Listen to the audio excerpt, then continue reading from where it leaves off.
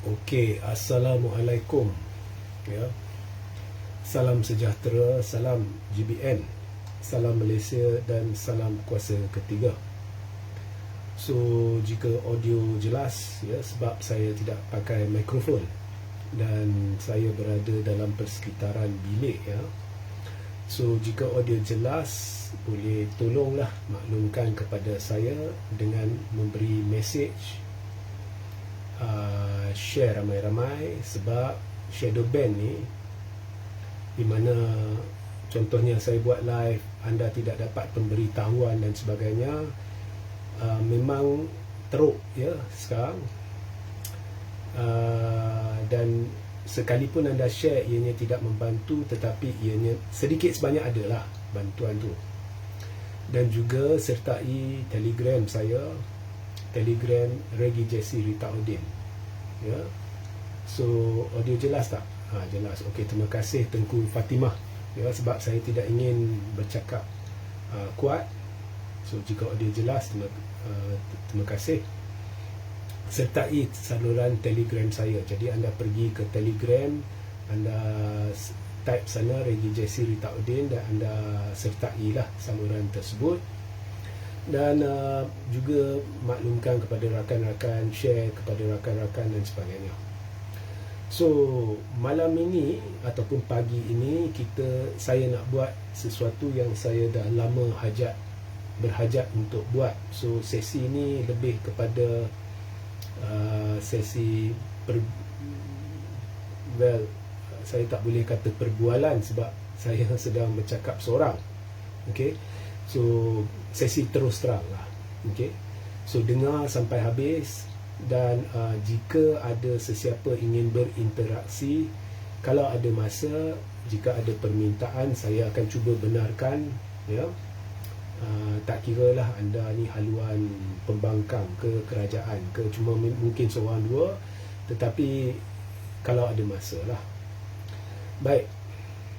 So, saya dihujani, mesej saya ni kerap dihujani dengan banyak soalan berhubung dengan keadaan politik, banyaknya rungutan, banyaknya keluhan oleh penonton.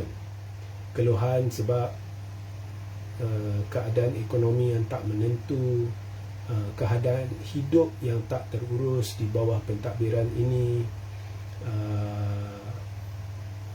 kos harga barang sampai mencekik, ya. Ada yang dah macam nak putus asa, minta buat sesuatu. Ada mesej yang bersifat sederhana, ada yang bersifat, ya, minta lakukan sesuatu yang drastik lah. Regi buatlah macam dulu-dulu Regi buat, ya. Masa lepas PRU 14, saya masih ingat saya antara penggerak satu perhimpunan menuju ke perhimpunan ISET, ya, di mana saya telah mengumpulkan lebih kurang hampir 100,000 dekat orang di dekat perkarangan Soho, di mana saya buat ucapan bersama dengan rakan-rakan, ya, ucapan berapi-api dan sebagainya. Lagi buat semua tu balik, ya. We need this and all that. Okay, so banyak macam-macam, ya, komen. So, ada yang suruh saya buat live ni, ya, beri pencerahan apa sebenarnya sedang terjadi. Okey. Benda ni saya dah berhajat nak buat selepas PRU 15. Sebenarnya saya berhajat untuk berundur selepas PRU 15. Saya dah lama letih dengan politik ni dan saya memang berhajat nak berundur selepas PRU 15. Dan pada ketika itu saya yakin satu perubahan akan datang kepada kita seperti yang dihajatkan, dan saya boleh berundur, ya. Very very tired masa tu. Tetapi selepas PRU 15 berlaku pula kemelut bau, ya, daripada ketidakstabilan yang kita hadapi sebelum PRU 15, datang pula satu polemik baru. Dan polemik ini menjadi jelas kepada saya sebaik selepas PRU 15. Di mana pada ketika itu saya sebenarnya berada di Titiwangsa. Titiwangsa pada ketika itu kerana saya membantu calon Titiwangsa iaitu Datuk Seri Khairuddin Abu Hassan di bilik gerakan diorang selama 4-5 hari ya, untuk berkempen lah dengan cara saya lah. Okay. So masa tu saya pun sebelum PRU 15 dah tahu dah dia pejuang ni takkan ke mana, tetapi of course online saya takkan sebut. Jadi untuk beri semangat, saya katakan ya mungkin boleh menang berapa kerusi ke apa, tapi in reality dah dapat tahu dah daripada sumber-sumber what is the situation. Okay, pejuang teruk ya, ianya adalah antara Perikatan Nasional dengan Pakatan Harapan, UMNO akan kena teruk, dah tahu dah. Intelligence reports ini biasanya tepat. Okay. So anyway, selepas itu saya masih ingat saya turun ke ada satu kedai lah, kira nasi kandar lah, duduk sana untuk buat keputusan. Dan masa saya duduk di sana dalam 2-3 jam pagi keesokannya, saya sebenarnya berfikir panjang lebar berhubung dengan apa yang harus kita harapkan seterusnya. Dan buat kali pertama saya ada pertimbangkan kemungkinan kita terima Pakatan Harapan pada masa itu. Dan pada masa yang sama saya juga pertimbangkan mungkin kita terus tolak Pakatan Harapan dan kita terima Perikatan Nasional. Sebabnya saya dah nampak, okay, akhirnya keputusan akan memihak kepada Pakatan Harapan kerana akhirnya ianya akan bersandar kepada bilangan kerusi. Ya, sebab Pakatan dapat 81 kerusi, Perikatan dapat 74 kerusi. So saya pun dah tahu dan saya pun dah ada perbincangan telefon dengan 2-3 pakar dan kami sependapat bahawa yes, it's going to favor Pakatan Harapan. Sebab yang di Pertuan Agong tidak ingin dilihat ya membuat keputusan yang mungkin boleh esok dipertikai. Ya. So yang di Pertuan Agong pada ketika itu Al-Sultan Abdullah telah melalui satu fasa pentadbiran 5 tahun yang kucar-kacir, di mana ianya telah bersandar kepada usaha menjatuhkan kerajaan menerusi akuan bersumpah dan sebagainya. Okey. So setelah menerusi fasa itu, saya sudah dapat tahu bahawa yang di Pertuan Agong akan menggunakan PRU 15 sebagai peluang untuk menoktahkan apa jua bentuk ketidakstabilan. Dan atas dasar itu saya di belakang kepala saya yakin sebenarnya Anwar Ibrahim akan menjadi Perdana Menteri. Dan ini adalah pagi selepas PRU 15. Walau bagaimanapun saya tak beritahu sesiapa, malah saya tak beritahu kat anda semua penonton, malah saya suarakan keyakinan Muhyiddin Yassin akan jadi Perdana Menteri. But something at the back of my mind told me it's going to be Anwar, no doubt about it. So sebabnya ialah antara lain ya, kecelaruan dalam UMNO. Nah, UMNO kena teruk, dia hanya dapat 26 kerusi, tetapi saya tahu bahawa dia dah tanda tangan satu perjanjian. So MP-MP yang korang harapkan sangat tu daripada UMNO ni, tak kiralah Hishamuddin, Ismail Sabri yang kononnya berjuang untuk rakyat ni, sebenarnya anda patut tanya balik diri anda, mengapa mereka tanda tangani satu perjanjian yang mereka sendiri tahu ianya mencabuli hak berperlembagaan seseorang MP untuk menentukan secara sukarela pada bila-bila masa sokong atau tidak PM. Jadi perjanjian tu sebenarnya saya boleh beritahu anda sekarang, dan saya dah beritahu berulang kali, Malah saya pernah ada peguam bersama saya apabila menjelaskan perkara ni, bahawa perjanjian itu tidak ada nilai. Kerana sekali parti membuat perjanjian dengan calon sebelum menjadi MP, sebegitu rupa perjanjian itu akan menidakkan hak MP itu sekiranya calon itu menang, menidakkan hak berperlembagaan untuk menentukan sokong atau tidak PM. Perjanjian itu tidak ada nilai. Okey. Tetapi yang lebih penting lagi, mengapa MP-MP ni yang menentang Zahid pada ketika itu setuju menjadi calon setelah diberitahu bahawa untuk jadi calon anda perlu tanda tangan perjanjian ni.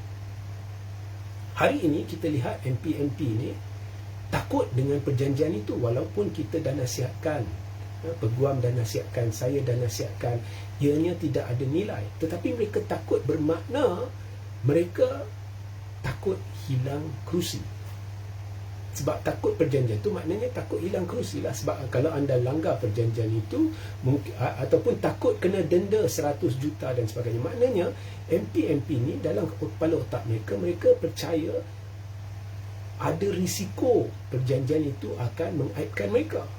So jika anda ada perasaan begitu pada ketika anda tanda tangani, mengapa tanda tangani sedangkan pada ketika itu anda kata Zahid macam ini, Zahid sedang patut berundur, anda menentang Zahid, tetapi anda tanda tangan, maknanya mereka terdesak nak jadi calon, nak jadi MP. So bila daripada perjanjian itu kita boleh lihat MP-MP ini utamakan kuasa dan kedudukan, bukannya rakyat. So dari situ saya dah hampa dengan UMNO. So walaupun saya menentang Pakatan Harapan, tetapi saya berfikir pagi itu, kalau kita nak harapkan MP-MP ni, maka masalah tidak akan selesai, kerana perangai MP-MP ni adalah menipu rakyat bahawa mereka berjuang demi agama, bangsa, negara, demi rakyat, tetapi menerusi peristiwa mereka menandatangani perjanjian itu, mereka telah membuktikan bahawa segala-galanya adalah nak jadi MP. Okay. So, atas dasar itu saya rasa okey, kalau satu kerajaan terbentuk dan kita ada Perikatan Nasional 74 kerusi, dan jika kita ada Barisan Nasional 30 kerusi, dan jika kita, of course Sabah dan Sarawak pada ketika itu dah nyatakan secara tidak langsung mereka tak mahu Anwar.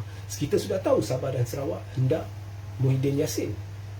So saya fikir kalau kerajaan sebegini terbentuk dengan perangai MP-MP ni, maka MP-MP ni sebenarnya akan tetap tunduk kepada Zahid. Dan jika esok Zahid tiba-tiba berpaling tadah kepada Perikatan Nasional dan bekerjasama pula dengan Anwar, kerajaan boleh tumbang sekali lagi. Sebab Zahid pernah melakukannya dahulu. Zahid antara watak utama yang telah menumbangkan dua kerajaan. Kerajaan Tun Dr. Mahathir Mohamad dan kemudian kerajaan pimpinan Muhyiddin Yassin. Dan kemudian Zahid juga watak utama yang hendak beria-ia, hendak kerjasama dengan hendak pilihan raya diawalkan. Dan ini dia telah mengaku dalam satu konvensyen MIC bahawa segala-galanya adalah disebabkan kes mahkamah. Maknanya dia beri gambaran semuanya adalah untuk selamatkan Tengku. Jadi bila saya fikir macam tu, saya fikir semestinya kalau saya boleh tahu benda ni, yang di-Pertuan Agong pun boleh tahu benda ni. Ya. So saya kemudiannya berasa bahawa jika Perikatan Nasional telah menampilkan benar-benar ada 115 SD menyokong kepimpinan Muhyiddin, ini tidak akan membawa apa-apa makna, kerana esok langkah Sheraton boleh berulang lagi. So pada masa itulah saya benar-benar berfikir mungkin kita perlu hormati majoriti rakyat yang telah memberi Pakatan Harapan 81 kerusi pada masa itulah. So apa pun, setelah berfikir panjang lebar, akhirnya saya bersetuju diri saya lah, saya tak apa, kita beri peluang terakhir kepada UMNO di bawah Zahid, dan saya tetap mahu Muhyiddin menjadi Perdana Menteri. So pada ketika itu sebenarnya saya tidak ada direct contact dengan Muhyiddin, tetapi saya menggunakan satu saluran, dan saya tidak tahulah benda mesej tu sampai kepada orang yang saya hajatkan itu, tetapi saya memberi pendapat kalau benar ada 114 hingga 115 SD, kemukakan serta-merta kepada pihak istana. Dan saya difahamkan, saya hantar menerusi 2-3 saluran, saya difahamkan mesej saya sampai, diterima, dan akhirnya Datuk Seri Hamzah Zainuddin telah memberi 115 SD kepada istana. So 115 SD ini ada MP-MP UMNO, dan saya tidak yakin dengan MP-MP UMNO kerana saya sudah tahu berdasarkan penjelasan saya tadi, mereka akan jadi lebih kurang macam Baruah Zahid. Okey, apa jua mereka kata, mereka akan tetap ikut telunjuk Zahid. Dan saya khawatir jika kerajaan akhirnya terbentuk, ianya boleh ditumbangkan. Sebaliknya, jika Zahid dan UMNO bekerjasama dengan Pakatan Harapan, sukar ditumbangkan. So tak apa, saya nak jugalah Muhyiddin. So saya letak benda tu. Kemudian yang di Pertuan Agong bijaksana. Yang di Pertuan Agong telah melakukan sesuatu yang tidak pernah dilakukan dalam sejarah negara kita. Walaupun ada 115 SD depan yang di Pertuan Agong, tetapi yang di Pertuan Agong telah memberi peluang kepada Pakatan Harapan untuk menampilkan bukti sokongan majoriti. Nah, pada masa itu semua tidak faham, dan pada masa itu ramai aktivis media sosial mempersoalkan yang di Pertuan Agong mengapa beri 24 jam dan sebagainya.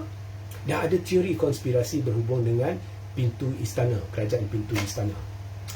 Teori konspirasi ni saya tak nak masuk, saya pun tak ada maklumat yang didakwa benda ni berlaku, benda tu berlaku. Apa yang saya boleh beritahu ialah apa yang di Pertuan Agong lakukan tidak ada apa jua masalah dari sudut perlembagaan, kerana rakyat tidak faham bahawa satu SD ni, saya boleh tanda tangan satu SD, saya boleh kata saya sokong Muhyiddin, kemudian saya boleh tanda tangan satu SD dan beritahu saya sokong Anwar, sebab tidak salah saya sokong dua orang. So yang di Pertuan Agong, saya nampak serta-merta, saya nampak yang di Pertuan Agong sebenarnya sedang menguji, menguji. Dan sebab ujian ini dilakukan adalah kerana UMNO. Saya kira lah, saya tak tahulah, ini hanya bacaan saya, ianya disebabkan UMNO. Sebabnya yang di Pertuan Agong tahu telah melalui perubahan pentadbiran yang dicetuskan terutamanya oleh UMNO. So nak tahu sekarang, sebab ada ura-ura, ada MP dah tanda tangan perjanjian dan sebagainya. So di manakah sebenarnya sokongan UMNO? Sebab dalam SD 115 yang dihantar tu ada SD dari UMNO. So di manakah sebenarnya sokongan MP itu? So akhirnya apa terjadi? Yang di Pertuan Agong ingin semua 30 MP Barisan Nasional menghadap. Tetapi malam sebelum itu, Zahid telah memanggil mesyuarat tergempar Majlis Tinggi Barisan Nasional. Keputusan dibuat bahawa MP-MP semua akan duduk sebagai pembangkang, tidak akan masuk belah Anwar, tidak akan masuk belah Perikatan Nasional. Dan disebabkan itu, atas keyakinan itu, mereka telah menghantar Zahid. Okey, Zahid telah pergi, kemudian Datuk Seri Anwar Musa telah membongkarkan bahawa Zahid telah membuat satu warkah kepada yang di Pertuan Agong. Di dalam warkah itu ada maklumat palsu, kononnya 30 MP sokong Anwar. So itu memang maklumat palsu. So kemudian semua tuding jari kepada Zahid. Saya pun buat banyak live, saya marah Zahid. Tetapi sebenarnya perlu tak kita marah Zahid? Tak perlu. Sebab pada malam keputusan dibuat bahawa 30 MP hendak duduk sebagai pembangkang, yang diterbitkan di semua media, itu pun sudah maklumat cukup buat tuanku yang di Pertuan Agong, bahawasanya MP-MP ini sudah ubah fikiran. Jadi akhirnya, kalau bacaan saya betul, tuanku dah dapat jawapan yang dia hendak, iaitu 115 SD itu tidak solid, dan tidak mustahil esok boleh dapat 115 SD menyokong Anwar. Sama juga macam sebelum PRU15, sekejap sokong dia ni, sekejap sokong dia tu, ya. Kemudian yang Muhyiddin paling lawak, mereka tumbangkan Muhyiddin, tapi kemudian kumpulannya sama, kerjasama balik untuk naikkan Ismail Sabri. Itu yang paling lawak.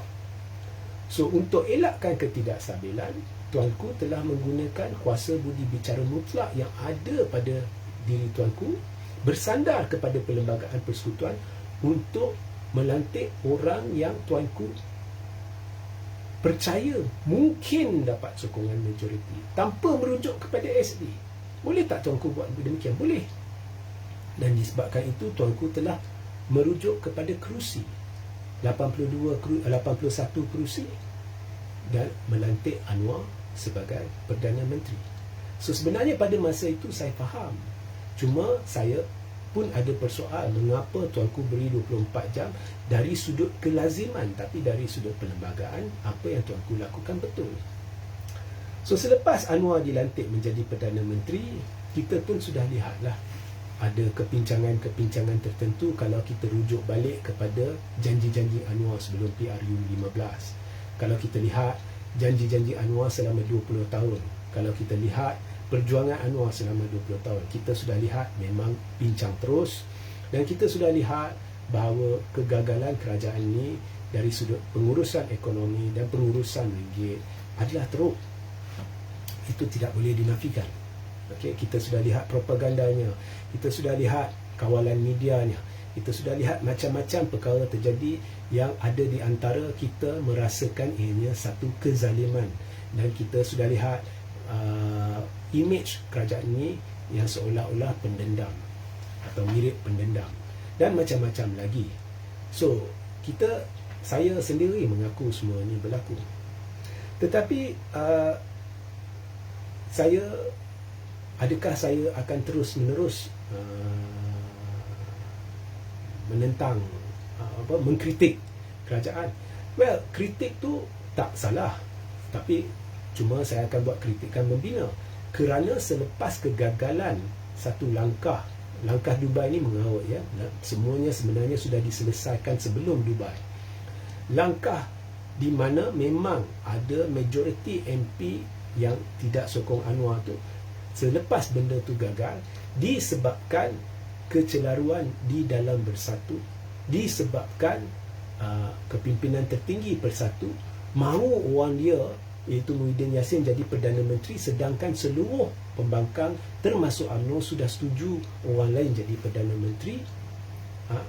So saya dan disebabkan saya lihat jangkaan saya selepas PRU15 betul, iaitu MP-MP UMNO ni, awak boleh nasihatkan 1000 kali bahawa surat perjanjian tu tidak ada makna, awak boleh nasihatkan 1000 kali jika anda tarik sokongan terhadap Perdana Menteri anda tidak akan hilang kerusi, tetapi mereka tetap takut, dan mereka sebenarnya tidak berani lawan Zaid. Saya mula sedar bahawa saya tidak percaya MP-MP UMNO ni, dan mereka bukannya melaksanakan tanggungjawab mereka sebagai MP yang bersuara banyak. Kita, bukan mereka. Tapi mereka lah yang dibayar gaji lumayan, allowance dan sebagainya, duduk di kerusi empuk tetapi bacul-bacul belaka.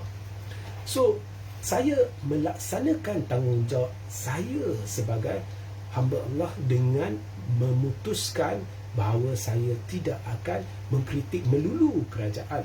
Kerana ada orang akan kata, Reggie, kau tak boleh buat begitu.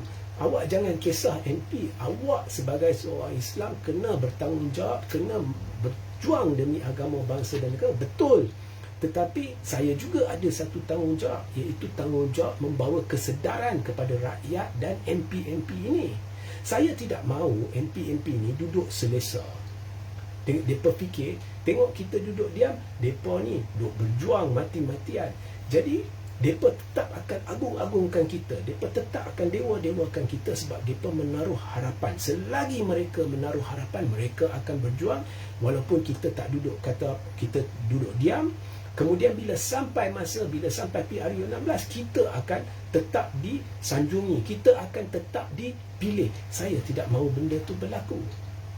Jadi, saya melaksanakan tanggungjawab saya, antaranya mengurangkan kritikan saya kepada kerajaan, melainkan kritikan membina. Sebab saya tidak mahu rakyat fikir MP-MP di sebelah UMNO ni hero perjuangan agama, bangsa dan negara. Mereka bukan hero. Sebaik mereka menandatangani perjanjian itu, mereka menerusi kacamata saya, mereka zero. Ya. Tetapi banyak pemimpin zero akan terus menjadi pemimpin di masa depan disebabkan anda. Disebabkan ada ramai pentaksub. Rakyat selalu terbawa-bawa dengan retorik, dengan sentimen yang dimainkan oleh parti-parti politik. Dan mereka cepat lupa. Ada satu ketika dulu, semua orang selah Muhyiddin. Muhyiddin gagal, Muhyiddin ni, Muhyiddin bapa MCO. Okay? Tetapi dalam sekelip mata, beberapa bulan sebelum PRU15, Muhyiddin jadi hero. Kerana rakyat, dia mudah dipengaruhi dan mereka memberi nyawa kepada pemimpin yang memainkan sentimen tertentu. Kalau mereka yang berjuang demi agama, bangsa dan negara, mereka mudah dipujuk dengan naratif-naratif yang bersempadankan agama, bangsa dan negara. Kalau mereka yang suka atau sayang Tun M, mereka akan mudah terpengaruh dengan naratif-naratif yang mengagung-agungkan Tun M. Saya mendukung prinsip perjuangan Tun M hari ini, semalam dan pada masa akan datang. Tetapi saya bukan pentaksub Tun M. Sebab itu saya selalu kata saya mendukung prinsip perjuangan Tun M. Anda tidak boleh taksub mana-mana pemimpin, itu adalah perbuatan terlarang. Anda sebaliknya perlu melihat peredaran zaman dan apa yang sesuai di dalam satu-satu zaman itu. Ada satu ketika dulu, dari tahun 1981 sehingga 2003, Tun M lah yang paling sesuai untuk memacu negara. Zaman berubah, pemimpin baru yang sesuai dengan zaman itu akan datang. Ada satu ketika kita perlukan Tun M kembali untuk mentadbir negara demi melawan Barisan Nasional. Dan atas keperluan zaman, Tun M melakukan terbaik dan yang betul, iaitu bekerjasama dengan DAP PKR untuk melaksanakan hasrat bersama nak tumbangkan Barisan Nasional. Tetapi zaman akan berubah dan kita perlu pandai membaca peredaran zaman. Jika anda taksub pemimpin, anda akan sangkut sentiasa dengan pemimpin itu dan anda akan selalu kata, beri peluang kepada Tun M jadi Perdana Menteri sekali lagi. Saya ada jumpa Tun M pada bulan November 2022. Saya tahu Tun M tidak berhasrat untuk kembali sebagai Perdana Menteri.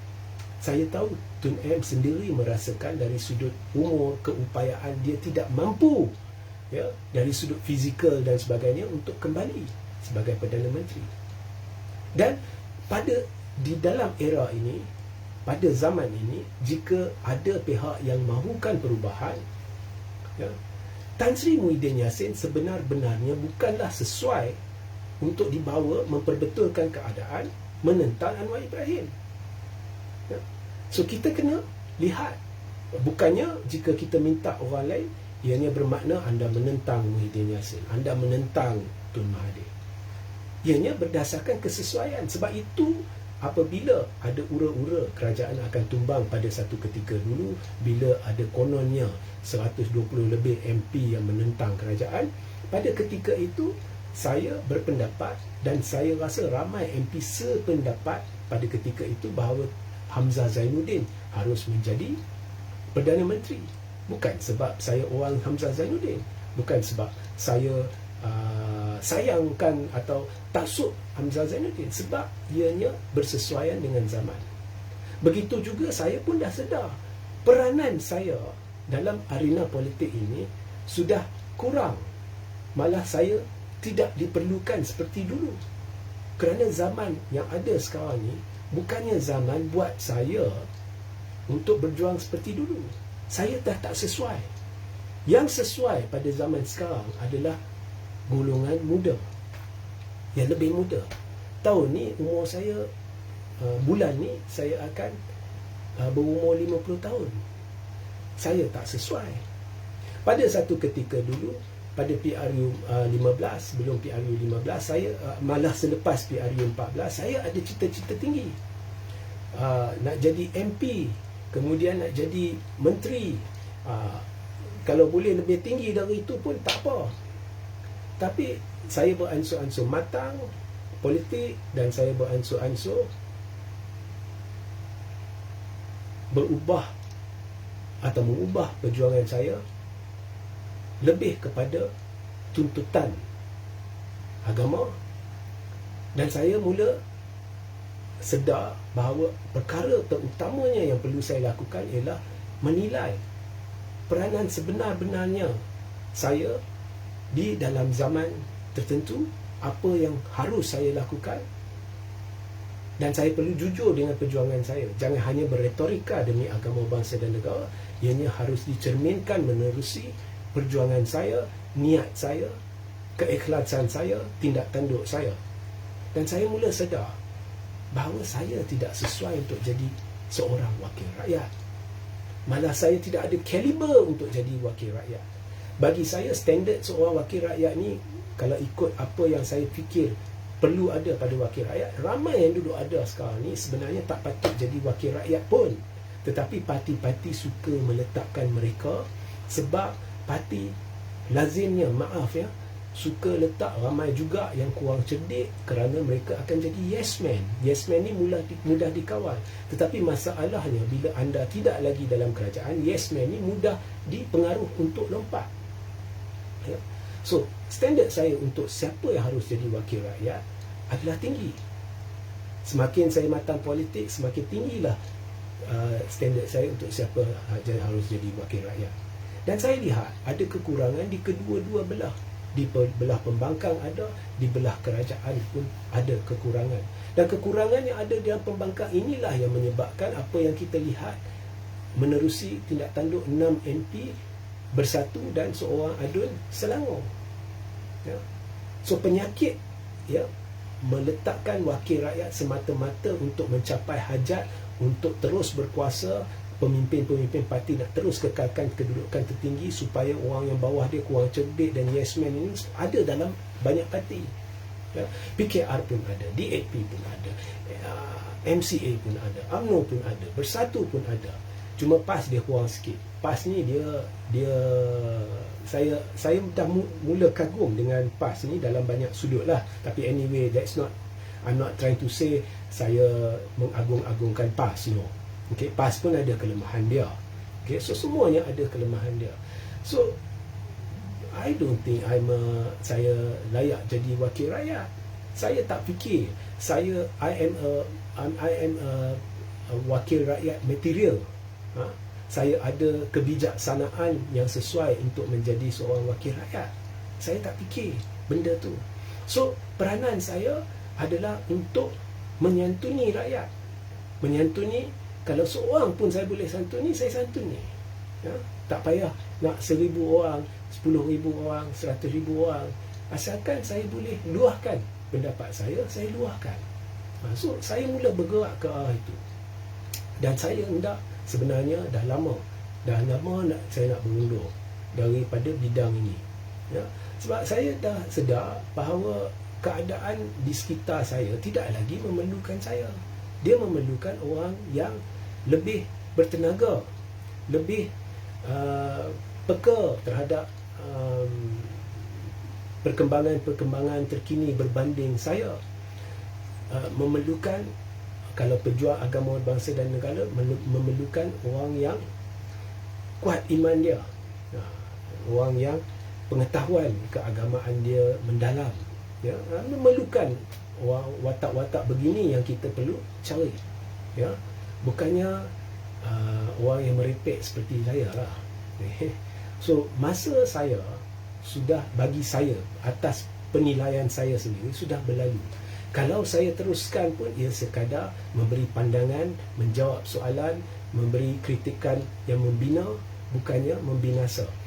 Tetapi yang paling penting adalah bagi diri awak untuk sedar perkara ini, dan sedar bahawa dalam anda menyela kerajaan, kekurangan, saya nampak kekurangan lebih dalam pembangkang, khususnya Bersatu, dan juga sedikit sebanyak dalam PAS, dan juga UMNO yang anda harapkan untuk membawa satu perubahan. Jadi jika anda jujur dengan diri anda perlu mula ubah pendirian dan perjuangan anda, dan tanya diri anda jika anda taksub mana-mana pemimpin, dan nilaikan semula apakah pertimbangan-pertimbangan utama anda apabila anda mengkritik, menegur mana-mana pemimpin. Tak kiralah menegur pemimpin pembangkang ke kerajaan ke, apabila mereka melakukan salah. Tanya diri anda, adakah anda sanggup memuji seorang pemimpin yang anda kritik jika pemimpin itu lakukan benda yang betul. Contohnya, esok Anwar lakukan sesuatu yang betul, tanya diri anda, anda sanggup tak puji dia? Jika Zahid melakukan sesuatu yang betul, tanya diri anda jika anda sanggup tak kata yang itu betul. Saya tak payah tanya Tuan Hanif Khatri Abdullah, dia saya dah kenal lama. Dia kalau betul, dia kata betul. Kalau putih, dia kata putih. Kalau hitam, dia kata hitam. Saya banyak belajar daripada Tuan Muhammad Hanif Khatri Abdullah. That is one good thing about him, that I do not see in many people. Ya, kalau betul, dia kata betul. Ya, kalau salah, dia kata salah. Of course, orang yang kata betul is betul, salah is salah, selalunya akan jadi ahli politik yang tak baik. Sebab dalam politik, anda perlu pandai juga pusing sana, pusing sini. So you can never be a good politician. But you can be an honest person that people will trust and listen. Okay. So, ada tak elemen propaganda dalam ulasan saya? Saya percaya ada sedikit sebanyak. Sebab kadang-kadang saya nak sebut satu benda, tapi saya tak nak sebut sebab benda ni akan menyinggung penyokong. Jadi benda tu saya tak sebut. Kadang-kadang saya rasa benda ni yang dilakukan oleh contohnya Anthony Locke, betul, saya tak nak sebut sebab saya rasa orang akan tersinggung. So in a way, I'm a hypocrite. Bila saya hypocrite, ianya sejenis propaganda juga, ya? So tanya diri anda benda tu dulu, supaya anda akan menjadi telus dalam perjuangan anda, dan jangan takut kritik. Seperti saya kritik MP-MP UMNO ni yang saya kira bacul, ya? Sebab mereka lah saya mula sedar bahawa sehingga PRU 16, jika kita hendak satu perubahan, pada ketika berlaku langkah sebelum langkah Dubai yang dongeng tu, di mana ada majoriti MP tak sokong Anwar tu, bila benda tu tak berjaya disebabkan kebaculan MP-MP UMNO dan juga konspirasi dalam Bersatu ni, saya dah mula lihat bahawa mereka ni tidak boleh dipercayai, dan jika ada perubahan, ianya akan membinasa, bukan membina, ya? So zaman ini adalah zaman di mana kita harus menilai balik diri kita. Apa yang berlaku di luar sana bukannya tumpuan. Apa yang berlaku di luar sana harus memberi kesedaran kepada kita bahawa semua yang berlaku di luar sana adalah disebabkan kita, dan kita digerakkan oleh dia. Kita digerakkan oleh dia, dan kesilapan yang kita lakukan seharusnya jadi satu pengajaran. Di manakah kesilapannya? Kesilapan kita membawa mereka, memberi kerusi banyak kepada mereka. Kesilapan kita tidak menilai betapa baculnya MP-MP, betapa terdesaknya MP-MP UMNO yang menandatangani surat perjanjian semata-mata untuk menjadi calon. Kesilapan kita mengharapkan sesuatu daripada pihak yang sendirinya hanya mementingkan kedudukan mereka. Kesilapan mereka pilihan raya demi pilihan raya untuk cepat terbeli dengan penipuan, dengan kata-kata manis, janji-janji manis, dan membawa mereka yang sebenarnya menipu rakyat ke naik takhta atau naik kepala. Kita lah, menerusi undi kita lah segala yang berlaku ni berlaku. Jadi apa yang berlaku adalah gambaran kepada jati diri kita. Ya? So ini harus menjadi pengajaran. Daripada anda menuding jari kepada semua, tuding juga sikit kepada diri anda sendiri dan nilai semula perjuangan anda. Something is wrong dengan perjuangan. Sebab kita sekarang ada dua kumpulan utama. The non-Muslim yang mati-matian akan sokong Pakatan Harapan, dan the Muslim yang majoritinya sokong Perikatan Nasional. Tetapi semua ni bertanggungjawab kepada lanskap politik sekarang. So macam-macam telah dituding kepada Pakatan Harapan, macam-macam telah dituding kepada Perikatan Nasional. Saya tak nampak orang tuding balik jari kepada diri mereka sendiri.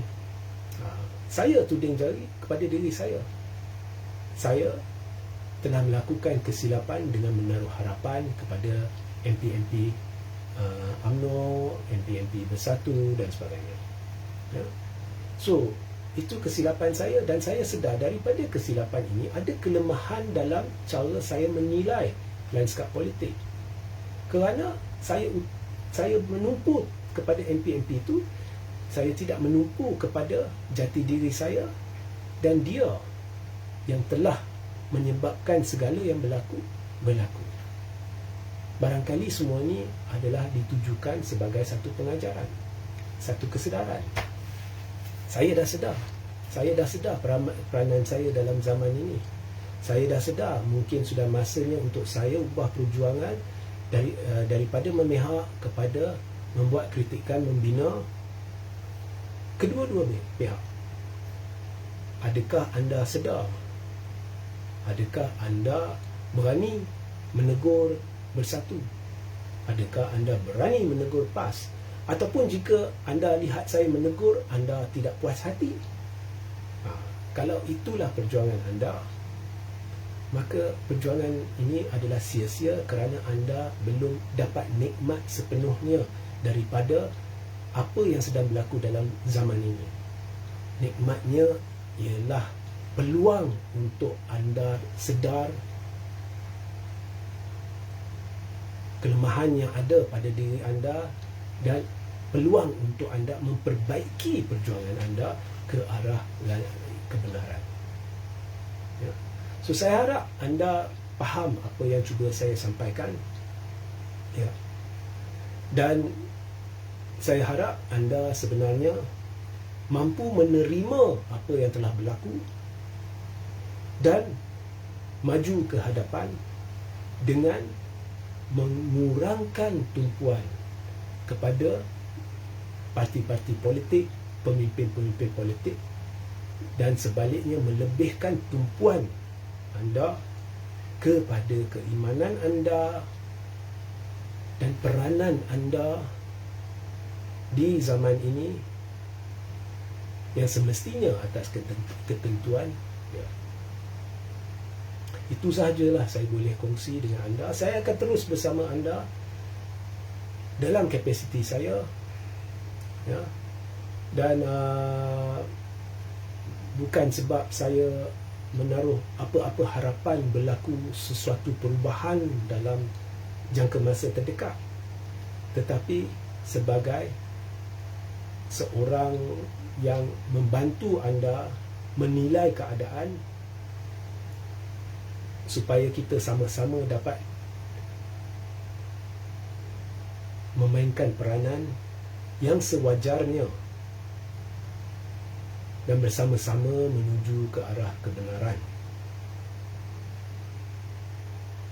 Dan percayalah, kebenarannya hanya satu,